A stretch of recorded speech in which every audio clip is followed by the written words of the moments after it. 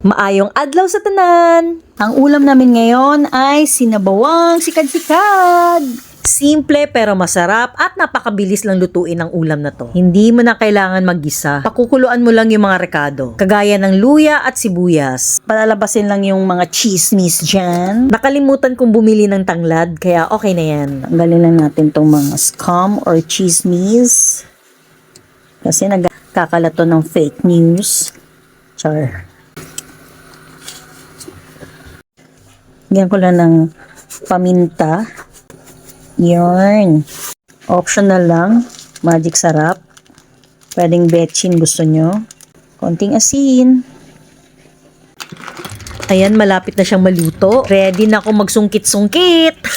Yun na natin. Onion chives. Tapos, luto na. Soy sauce. Ito yung sausawan. Suka. Sabi ko nga, mabilis at madaling lutuin. Lami at healthy pa. Pwera sa hindi fan ng magic sarap.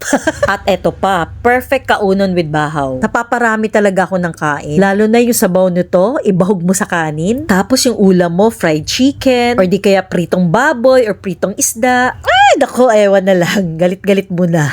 O siya, salamat sa pagtanaw at padayon lang sa pagtanggap ng iba't ibang kultura natin sa pamamagitan ng pagkain. Naks naman! Basta ayaw lang mo kalimot og like, comment, share, follow, or mag-subscribe para sa mas daghang luto-luto. Ganun. Hanggang sa muli! Bye! Sarap!